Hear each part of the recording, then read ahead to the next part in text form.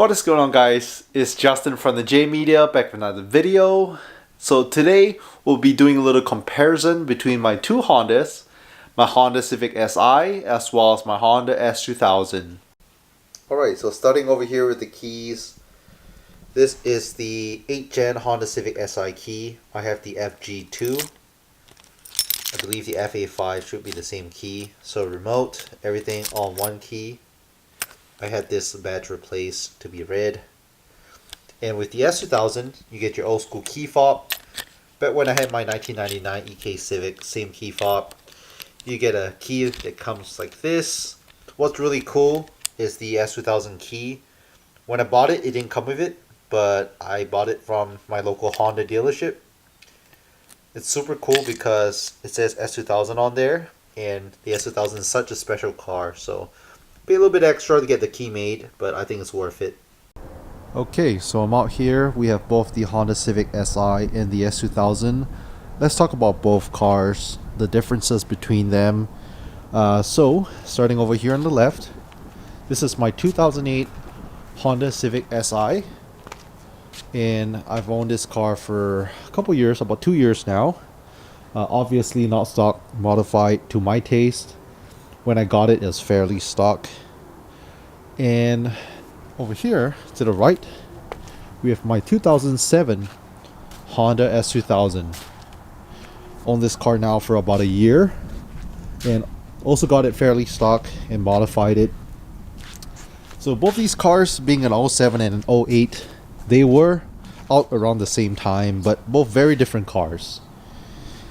The Honda Civic Si, it's more known for a daily driver car, so just like a normal Honda Civic, but with the Si you do have pretty much a more sporty version of it, so to speak.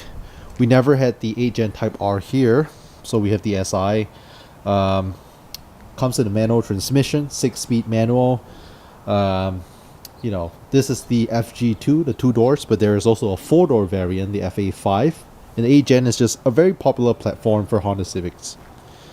As for the S2000, this is something that Honda made to be a true sports car, roadster. The S2000 has the AP1 as well as the AP2 generation. This is the AP2. And besides the S2000 and the NSX, at least in North America, we don't have any other rear-wheel drive variant. They only come in the manual transmission, so this also does have a 6-speed manual transmission, and it is a convertible, so you can put the top down. Like I mentioned, both the NSX and the S2000 are rear-wheel drive as compared to your Honda Civic, which is a front-wheel drive. So similarities, both are stick shift cars, both are 6-speed manual transmissions, front-wheel drive, rear-wheel drive, convertible, non-convertible. Both are 2 doors. Okay, so I'm going to do a little walk around of the Si first. So it is bigger in size. Like I said, it is meant to be a daily driver. So let's go ahead and show you guys inside the Si. Okay, so again, has been slightly modified. We still have the stock Si seats. Bowstring, really nice bowstring. And over your normal Honda Civic, the Si does have some red trimming. I did upgrade some stuff.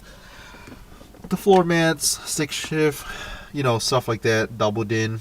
But your cluster is OEM, has Si. What's really cool about the 8th gen is you have your cluster here, your speedometer up here, so a little bit different.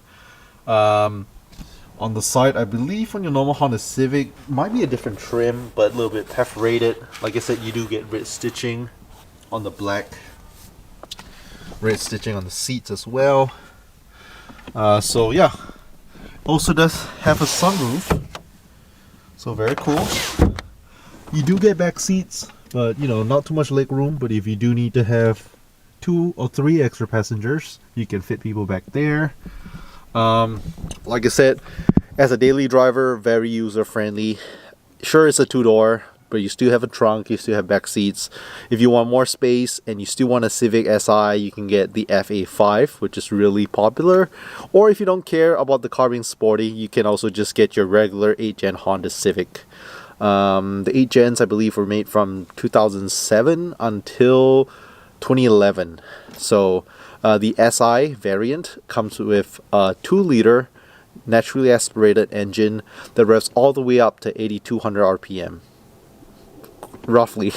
So definitely a much higher red line as compared to your normal Honda Civic.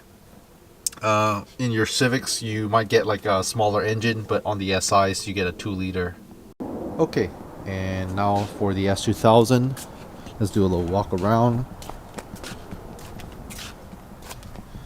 So the S2000 is a car that if you own one or if you've driven one, you would know it's a true driver's car.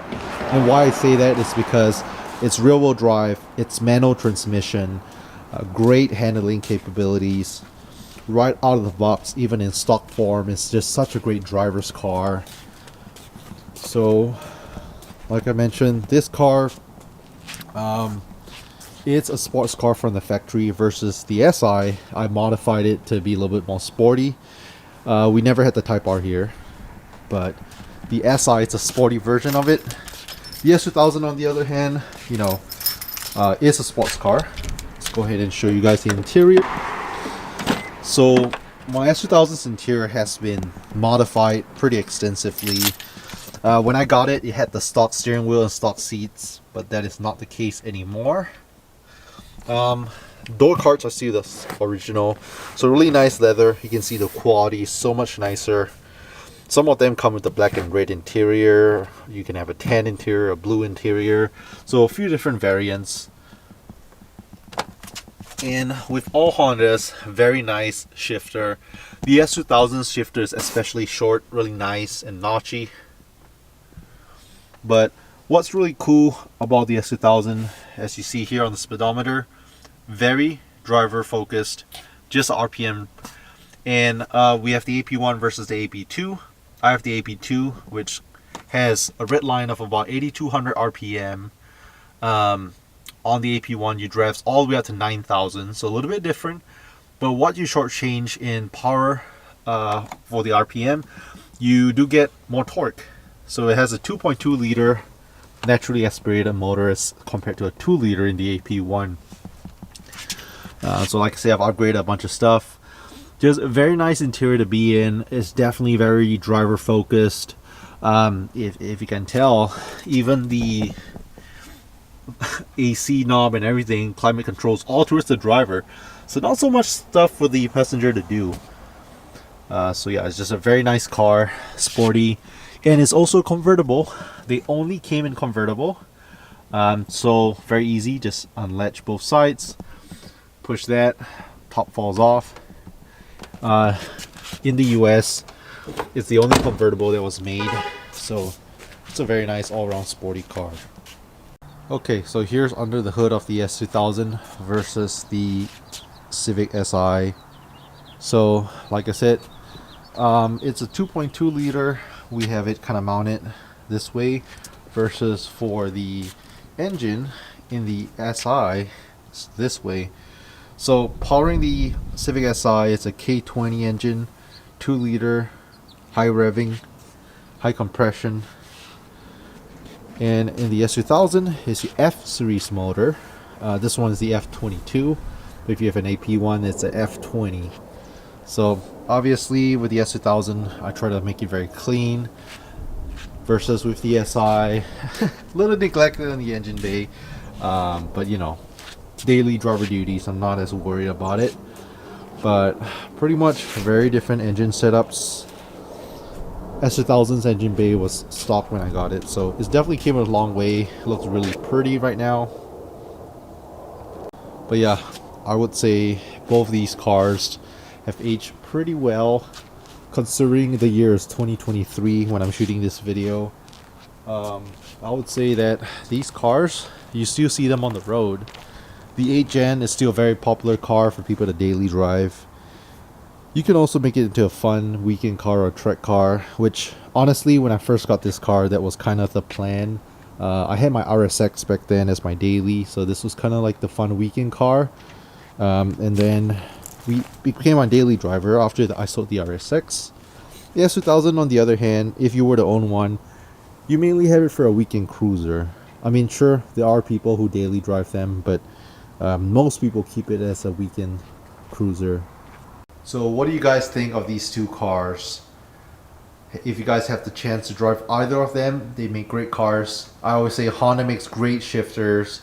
If you're trying to learn how to drive stick, can't go wrong with a Honda Civic. I learned to drive stick in a Honda Civic Si. It was a 9th gen, so not this SI, but a 9th gen SI my buddy had years ago. This is actually the first stick shift car that I do own, even though I've known how to drive stick for a while. But if you guys like it, make sure to leave a thumbs up. Hit the subscribe and subscribe if you're new to the channel. Thanks so much for watching, and we'll catch you guys in the next video.